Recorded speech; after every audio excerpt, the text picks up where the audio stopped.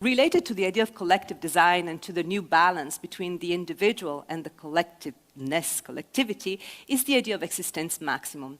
That's a term that I coined a few years ago while I was thinking of how pressed we are together, and at the same time how these small objects like the Walkman first and then the iPod create bubbles of space around us that enable us to have a metaphysical space that is much bigger than our physical space. You can be in the subway and you can be completely isolated and have your own room in your iPod. And this is the work of several designers that really enhance the idea of solitude and expansion by means of various techniques. This is a spa telephone. The idea is that it's become so difficult to have a private conversation anywhere that you go to the spa, you have a massage, you have a facial, maybe a rub, and then you have this beautiful pool with this perfect temperature, and you can have this isolation tank phone conversation with whomever you've been wanting to talk with for a long time. And same thing here, social telepresence. It's actually already used by the military a little bit, but it's the idea of being able to be somewhere else with your senses while you're removed from it physically. And this is called blind date. It's by Auger Loiseau. It's you're too shy to be really at the date, so you stay at a distance with your flowers, and somebody else reenacts the date for you. Rapid manufacturing is another big area in which technology and design are, I think, bound to change the world. You've heard about it before many times. Rapid manufacturing is a computer file sent directly from the computer to the manufacturing machine. It used to be called rapid prototyping, rapid modeling. It started out in the 80s, but at the beginning it was machines carving out of a foam block a model that was very, very fragile and could not have any real use. Slowly but surely, the materials became better, better resins, techniques became better, not only carving, but also stereolithography and laser, solidifying all kinds of resins, whether in powder or in liquid form. And the vats became bigger to the point that now we can have actual chairs made by rapid manufacturing. It takes 7 days today to manufacture a chair, but you know what? One day it'll take 7 hours.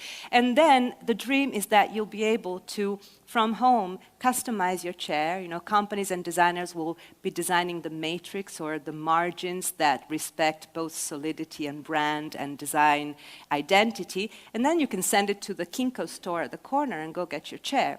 Now, the implications of this are enormous, not only regarding the participation of the final buyer in the design process, but also no tracking, no warehousing, no waste of materials. And also I can imagine many design manufacturers will have to kind of retool their own business plans and maybe invest in this Kinko store. But it really is a big change. And here I'm showing a picture that was in Wired magazine, you know, the Artifacts of the Future section that I love so much, that shows you can have your desktop 3D printer and print your own basketball. But here instead are examples. You can already 3D print textiles, which is very interesting. This is just a really nice touch. It's called slow prototyping. It's a designer that put 10,000 bees at work, and they built this vase. They had a particular shape that they had to stay in. Mapping and tagging. As the capacity of computers becomes really, really big and the capacity of our mind not that much bigger, we find that we need to tag as much as we can what we do in order to then retrace our path. Also, we do it in order to share with other people. Again, this communal sense of experience that seems to be so important today. So various ways to map and tag are also the work of many designers nowadays. The senses. Designers and scientists all work on trying to expand our senses capabilities so that we can achieve more, and also animal senses in a way. This particular object that many people love so much is actually based on kind of a scientific experiment, the fact that bees have a very strong olfactory sense.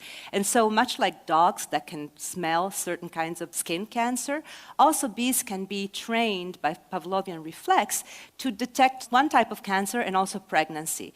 And so this student at the RCA designed this beautiful blown glass object where the bees move from one chamber to the other if they detect that particular smell that signifies, in this case, pregnancy. Another shape is made for cancer. Design for debate is a very interesting new endeavor that designers have really shaped for themselves. Some designers don't design objects, products, things that we're going to actually use, but rather they design scenarios that are object-based. They're still very useful. They help companies and other designers think better about the future. And usually they're accompanied by videos.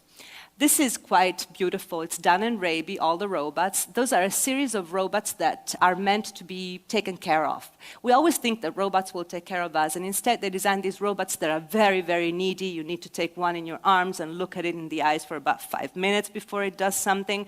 Another one gets really, really nervous if you get in the room and starts shaking, so you have to calm it down. So it's really a way to make us think more about what robots mean to us. Noam Turan and accessories for lonely men. The idea is that when you lose your loved one or you go through a bad breakup, what you miss the most are those annoying things that you used to hate when you were with the other person. So he designed all these series of accessories. Like this one is something that takes away the sheets from you at night. Then there's another one that breathes on your neck. There's another one that throws plates and breaks them. So it's just this idea of what we really miss in life. Elio Caccavale, instead, he took the idea of those dolls that explain leukemia.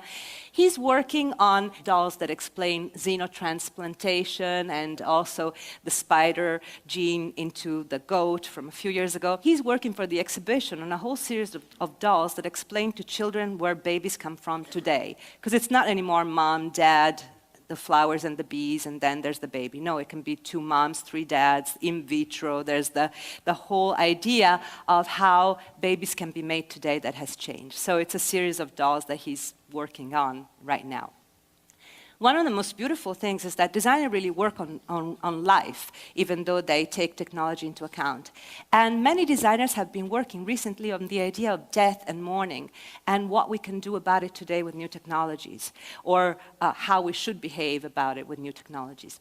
These 3 objects over there are hard drives with a Bluetooth connection, but they're in reality very, very beautiful sculpted artifacts that contain the whole desktop and computer memory of somebody who passed away. So instead of having only the pictures, you will be able to put this object next to the computer and all of a sudden have, Gertrude's whole life and all of her files and her address book come alive. And this is even better. This is Auger Loiseau, Afterlife. It's the idea that some people don't believe in an afterlife. So to give them something tangible that shows that there is something after death, they take the gastric juices of people who passed away and concentrate them and put them into a battery that can actually be used to power flashlights. They also go, sex toys, whatever. It's quite amazing how these things can make you smile, can make you laugh, can make you cry sometimes. But I'm hoping that this particular exhibition will be able to trace a new portrait of where design is going, which is always, hopefully, a portrait a few years in advance of where the world is going. Thank you very much.